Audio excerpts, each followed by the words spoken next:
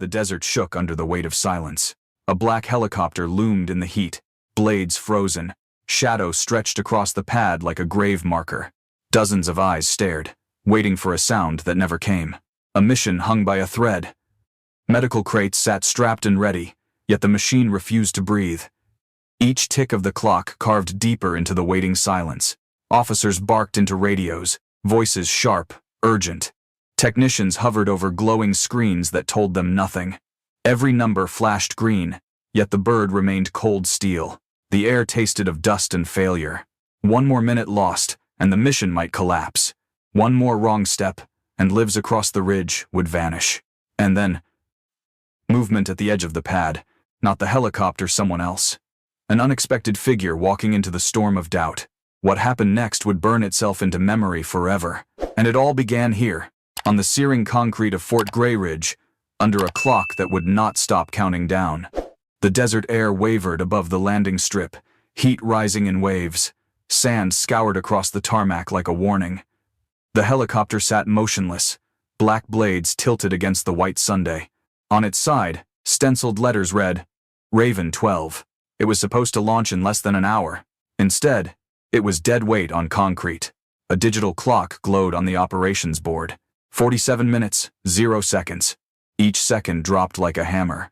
Inside the tent, the tech crew worked in silence, broken only by curses. Laptop screens flashed green. All systems okay. Yet the engine would not even cough. Lieutenant Nora Briggs lowered her headset, face pale, eyes fixed on the lifeless rotor outside. The call had been clear. 40 minutes. No excuses. Across from her, Mason Cole slammed his tablet against the console. Power bus is fine. Fuel pressure's normal. FADEC shows clean. He gestured at the idle machine. Then why the hell won't it start? Two younger technicians shifted uncomfortably. They had checked every relay, every circuit, 3 times over. Each readout came back perfect. But the Raven remained a stone bird. Briggs stepped through the tent flap into blinding light. A stretcher team jogged past, packs bouncing on their backs. One carried a sealed crate marked with red stencils. Blood plasma filters critical. Beyond the hills, a wall of smoke crawled into the sky. Somewhere behind it, a recon squad was pinned down, low on supplies. If the helicopter did not move, they would not survive the night. She clenched her jaw and turned back to the crew. 39 minutes, she said flatly. No one answered. Mason kicked a toolbox, sending a wrench clattering across the ground. This is ridiculous. Every metric says she's healthy. His eyes darted toward Briggs, waiting for blame. She didn't bite. Instead, she looked at the helicopter again, at the dust shimmering over its black frame. The machine seemed to mock them, perfect on paper, silent in reality. The crew gathered at the nose of the Raven. One after another, they muttered theories: contaminated fuel, bad ignition, overheated starter. Each idea was tested, dismissed, forgotten. Time continued to bleed away. 37 minutes, 12 seconds. 37 minutes, 11 seconds. The tension broke when a voice cut in from the perimeter. Still stuck. Heads turned. An old man walked past the security rope with the quiet weight of someone who belonged. Thin frame, weathered hands, jacket faded gray-green from another era. His name was Walter Harlan, 79 years old. Nobody on the pad seemed to recognize him. Mason's lip curled. You've got to be kidding me. We need avionics techs, not story time. The younger crew laughed nervously, relieved to have someone else to sneer at. Harlan said nothing. He stepped past them, slow but steady, until he reached the left side of the Raven. His shoes crunched in the dust. The crew bristled. Mason moved closer, blocking his way. This area's restricted. You think you're gonna fix a turbine with your nose? The insult hung heavy, but Harlan didn't blink. He slipped a small coin from his pocket, the surface worn smooth with age. It clicked softly between his fingers, then disappeared again. Lieutenant Briggs raised a hand. Let him look, she said. Her voice even. Mason stared, incredulous. Ma'am, 2 minutes. Briggs cut him off. That's all. Harlan gave her the faintest nod, then circled the helicopter once, one slow, deliberate loop. He didn't open panels or touch wires. He didn't argue or explain. He simply paused at the left exhaust, bent down, and listened. The crew exchanged looks. One whispered, "Is he serious?" Another muttered, "This is insane." But Briggs kept watching, arms crossed tight. Her eyes followed the old man as he closed his eyes, breathing in the heat, the fumes, the silence. His hand brushed the metal skin, so light it barely left a sound. The rotor overhead twitched in the hot wind. The old man exhaled once, steady and calm. The coin in his pocket tapped against fabric, a faint metallic heartbeat. Back inside the tent, the clock continued to fall. 34 minutes, 9 seconds. 34 minutes, 8 seconds. Outside, the crew waited, restless, as if a storm were about to break. Harlan finally straightened. His gaze lingered on a single panel near the auxiliary fuel line. For a moment, the desert around him faded, as if he were somewhere else entirely. Mason snorted, unable to stand the silence. "This is a waste of time." But his voice trembled, just enough for Briggs to notice. She held up her hand again. "Quiet. Let him work." Her tone was sharper this time, leaving no space for argument. Harlan pressed his palm against the panel, fingers spread. He leaned in, ear almost touching the metal, as though listening to a whisper. Then, he froze. The crew stared, breaths caught. Even Mason fell silent, despite himself. Something in the old man's stillness carried weight they couldn't name. The wind dropped, the heat shimmered. For 3 long seconds, it seemed the entire base was holding its breath. The landing pad shimmered under the weight of the Sunday dust, clung to boots, to uniforms, to the sweat dripping down every neck. The Raven still stood silent, its matte body throwing off waves of heat. Lieutenant Briggs glanced at the countdown board. 32 minutes, 45 seconds. The pressure coiled tighter in her chest. Walter Harlan straightened his back, eyes tracking the seams of the fuselage, calm and deliberate. He lifted one finger, pointing toward a panel stamped Aux Fuel, LH-22. "I need this open," he said quietly. The words were plain, almost gentle, but they cut through the heavy air like a blade. Mason Cole snapped his head around. "That panel? Forget it. Sensors read fine. You touch it, you're in violation." His voice cracked, a little too sharp, a little too loud. Harlan didn't blink. He repeated the words with the same tone, as if Cole's protest had never happened. "I need this open." The tension thickened. One of the younger techs looked at Briggs, silently begging her to end the standoff. Even the rotor blades seemed to hold still. Briggs set her jaw. 3 minutes, she said. "You get 3 minutes, Harlan. I'll take the responsibility." Cole exploded. "You can't be serious. We don't gamble with live birds on the pad." His voice echoed against the hangars, brittle in the open air. Briggs didn't move, her eyes locked on Harlan. 3 minutes, she repeated. The old man stepped forward. He crouched by the panel, movements unhurried but exact. His hands, though gnarled with age, never shook. From his pocket, he pulled a small object, not a tablet, not a gauge, not anything the younger men recognized. It was a battered mechanic's stethoscope, steel bell dulled with time. The crew exchanged uneasy looks. Cole barked a laugh, harsh and hollow. "He's listening to the helicopter." Jesus Christ. But no one else joined his laughter. Something in the old man's focus silenced the mockery. His ear pressed to the valve housing, eyes closed, body perfectly still. A single breath moved his chest. He shifted the bell slightly, then his brow furrowed. What he heard was faint, nearly imperceptible, a hiss folded inside the hum of trapped air, a discordant rattle buried beneath metal skin. Briggs leaned closer, as if she too might hear it. But there was nothing for her ears. Only the old man's stillness told her something was wrong. In his mind, the world began to dissolve. The desert heat melted away. The pad was gone. He was 25 again, in a jungle soaked with rain. The rotor thunder of a UH-1 Huey rattled the night sky. Tracer fire cut through the black like cruel stars. Harlan lay in the mud, shoulder wedged against a fuel bay door. The engine screamed, coughing blood-red smoke. Men shouted around him, voices jagged with fear. "Fuel lines compromised. We're not getting lift." He held the same stethoscope in his hand, pressed it against a trembling valve, hidden under layers of grease. The sound was wrong. A wheeze where there should be pressure. A hollow echo where metal should sing solid. "Walt, hurry!" Charlie's closing in. He remembered the man's face, Sergeant Davies, 23 years old. Tennessee drawl even under fire. He never saw Davies again after that night. Harlan turned the wrench a quarter inch. The hiss stopped. The valve seated true. The Huey roared back to life. 12 soldiers lifted off the jungle floor that night, Kestrel 19. The call sign painted on the bird's nose. 12 souls carried into the sky because of a twist of his hand. The memory burned behind his eyes, sharp as ever. The desert heat returned in a blink. The raven stood before him once more. Silent. Waiting. His fingers brushed the valve in the same way they had decades ago. The stethoscope came away from the panel. His voice rasped, dry but steady. "This line is breathing wrong." Cole scoffed.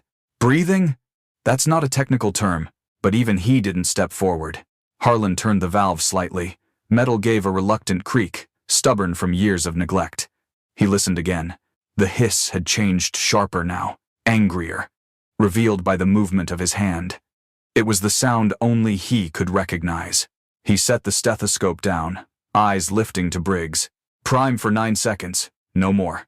He said it like an order, not a suggestion. Briggs hesitated, weighing trust against duty. Her crew shifted nervously, waiting for her word. The clock ticked down, 28 minutes, 2 seconds. She gave the faintest nod. "Do it." The young tech at the console blinked, then began setting the timer. Cole raised his hands in disbelief. "You're letting this relic play guesswork with federal hardware? You'll bury us all." His face was red, but his words felt weak in the heavy silence. No one answered him. All eyes were on the old man, standing steady beside the machine. The desert wind carried the smell of fuel and iron across the pad. Harlan's palm pressed once more against the metal. He leaned in, ear close to the skin of the raven.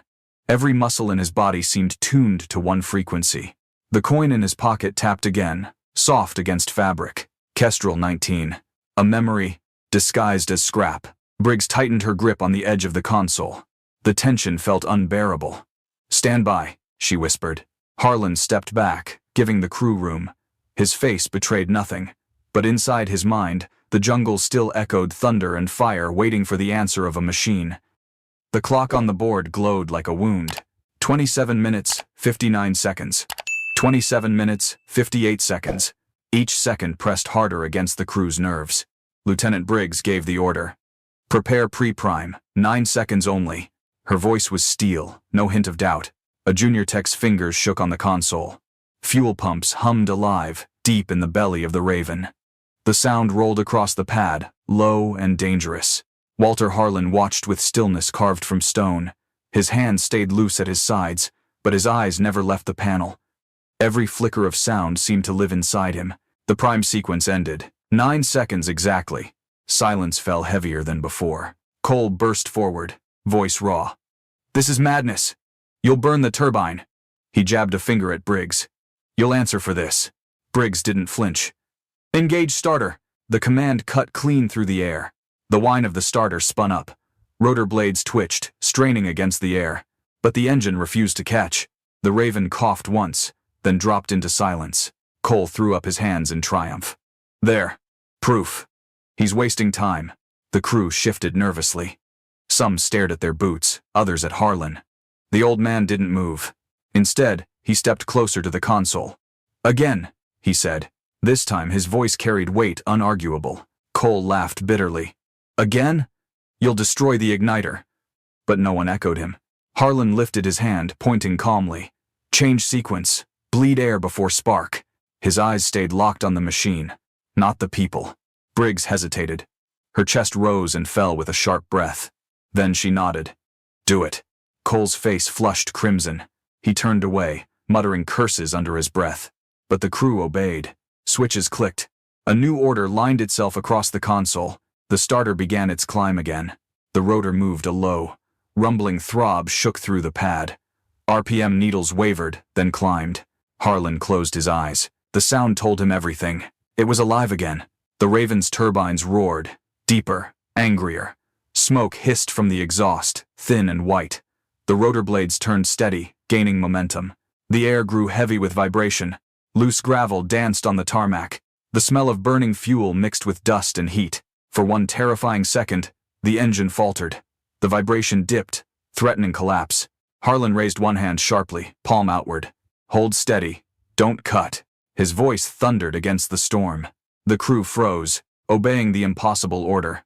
Then the engine surged back. The rotor spun faster, faster, until the whine became a scream. The Raven lifted her own weight with a predator's growl. The pad erupted with sound. Wind whipped across faces, tearing at uniforms. The machine was alive, undeniable, unstoppable. Briggs let out a breath she hadn't known she was holding. Her hand gripped the edge of the console until her knuckles whitened. The clock still ticked, but the crisis had shifted.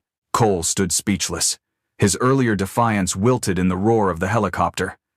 Every protest turned to dust in his throat. The young techs stared at Harlan. Their disbelief melted into awe. They were watching something that defied every manual they had memorized. Briggs keyed the mic. "Raven 12 is online. Stand by for readiness check." Her voice trembled for the first time that day. The comms crackled back, urgent and clipped. "Supplies loaded. Crew in position. Launch window closing." The words seemed to hang like destiny. Harlan lowered his hand. His face was calm, unreadable. Only his eyes glinted with something old, something private. A convoy of vehicles pulled onto the edge of the pad. Doors slammed, boots hit concrete. At the front walked Major General Randall Pierce. The crew snapped straighter. Cole almost saluted out of reflex, then hesitated, unsure. The general's eyes were locked on the Raven. Blades thundered overhead, shadows slicing across the ground. Pierce shielded his eyes with one hand, staring into the machine's heart. Then he saw the old man standing at its side. For a long moment, he froze. His gaze dropped to the small bulge in Harlan's jacket pocket. The faint click of a coin against fabric was lost to everyone else, but not to him. Recognition flared like lightning. Kestrel 19. The general's face changed. Authority fell away, replaced by something rarer. Reverence. He straightened, heels together, and raised his hand. A formal salute, sharp, deliberate, unwavering. Directed not at the machine, but at the man. The crew watched in stunned silence. Mason Cole's jaw went slack, words failing him at last. Briggs blinked hard, struggling to process what she was seeing. Harlan didn't return the salute.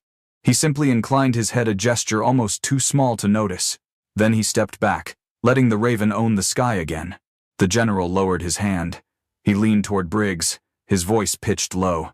"Complete your checklist, wheels up in 3. Briggs snapped to. "Yes, sir."